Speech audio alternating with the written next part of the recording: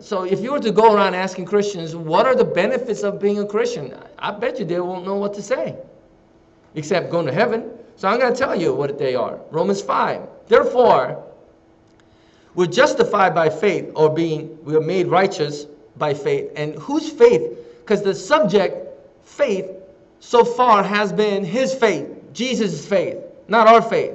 So you can't say that, oh, we are made righteous by my faith. Okay? Because the subject matter, if you were to read Romans 1, 2, 3, and 4, Paul's not talking about our faith, he's talking about God's faith, Jesus' faith.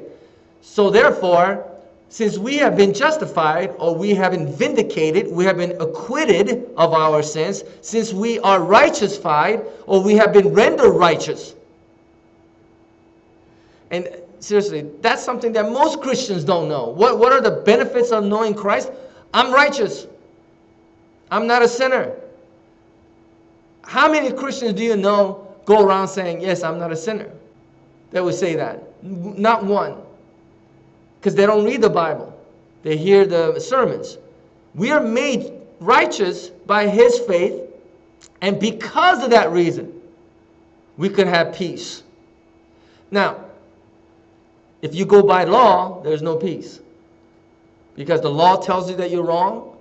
Law entices you to break the law, and it punishes you for it. So how can there be peace? Since we have been made right with God, right, by his faith, we have peace with God, but it's not just with God, it's that we have peace toward God. I think there's a difference. I have peace toward God. Doesn't mean I have peace about, everything that goes on in the world, but with God I have peace. Why? Because I know I'm not going to get judged. Because I know there is no wrath. But what it says is that we have peace toward God because we're not at war with God anymore. All right, so we have peace towards God. And the word peace towards God, peace means undisturbed, security, harmony, tranquility. Do we have that with God? I mean, if we understand that we have been made right with God because of his faith, then we should have that. That is the immediate effect of having this faith. Total peace. And hopefully most of us will have that. Romans 5:2. We have this peace, which is the immediate effect, by whom also we have access by faith into this grace wherein we stand and rejoice in hope of the glory of God. So, the immediate effect of having that faith being made righteous is that we have peace towards God, and we gain this access because we are made righteous. We gain this access to what we have obtained the right to the grace of God. Right? And the word access, or we have obtained, is the same word as when you get married. Some preachers, I never said it, but preachers will, when you do the vows, they use the word to have and to hold.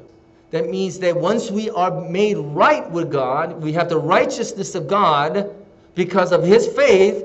Not only do we have peace towards God, we have and we hold on to God's grace, which is forever. Starts now and forever. This is what you call a continuing effect of being made right with God. And here's the thing, nobody really understands I don't know if you ever look up the word grace. What does the word grace mean? It means goodwill, loving kindness, pleasure, delight, sweetness, thankfulness, pleasure. This word charisma basically means his loving kindness is what we're going to have.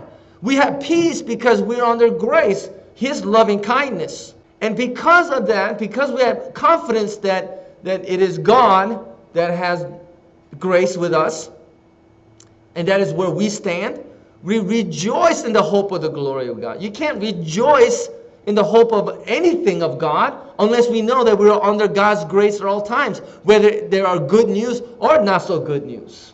We're always under the grace of God. And the word rejoice means to exalt, glorying, or to boast or take pride. We should be boastful of our relationship with God and with our life because of God's grace. And because we boast in it, we boast in the hope, the expectation of God's glory, His opinion, His judgment.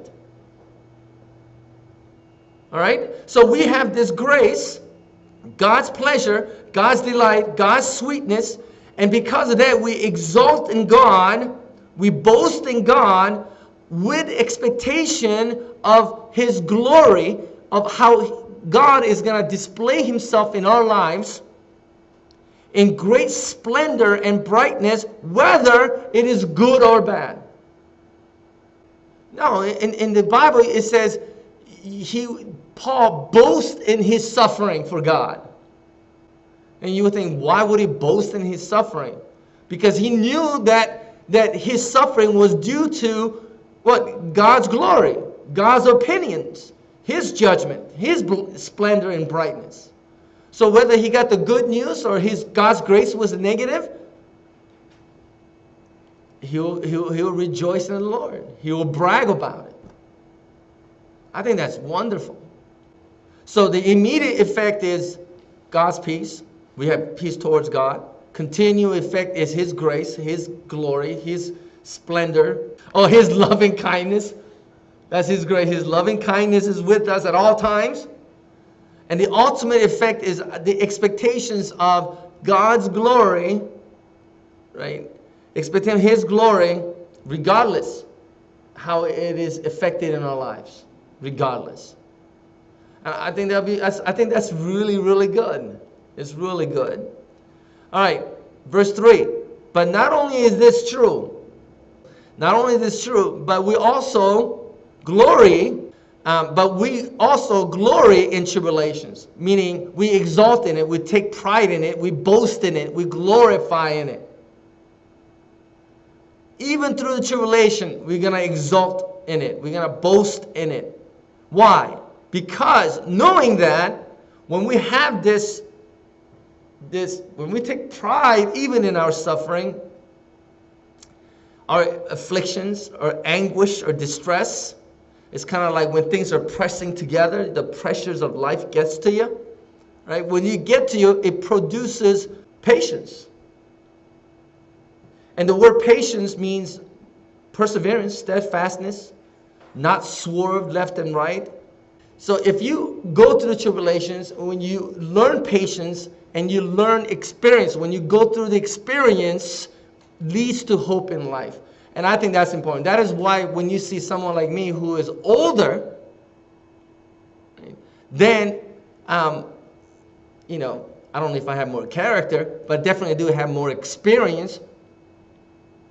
So that person who has gone through more experience, I'm going to react to things differently. I will have more confidence. I could have more hope in life. The expectations in life is different. That comes with experience. Lisa could charge like $45 a haircut. Why? Because she has the experience. She has gone through the testing. She came out and she is proven. When Jesus, before he became an evangelist, he started ministering to the world, he went into the desert for 40 days. For what purpose? To prove himself. Right? To gain the experience of suffering so that he could continue on afterwards. Proven character. That's totally necessary. But in order to have that proven character, we need to learn to rejoice. That means to brag about our own sufferings. It's okay. Don't hide the fact that we suffer.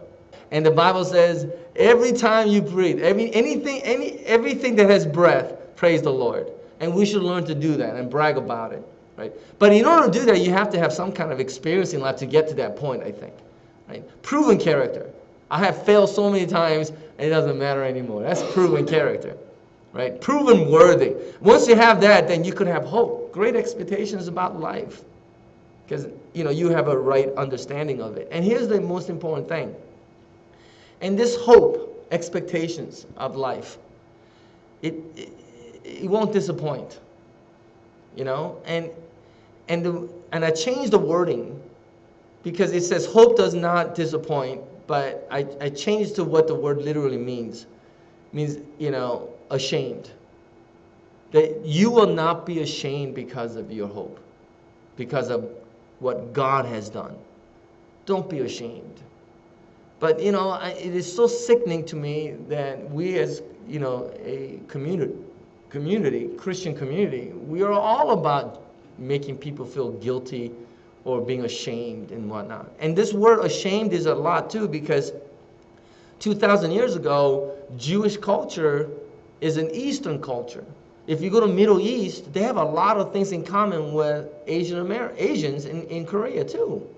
The way they have respect for their parents, how they're always slave to their parents and stuff. That's Eastern, understanding of life.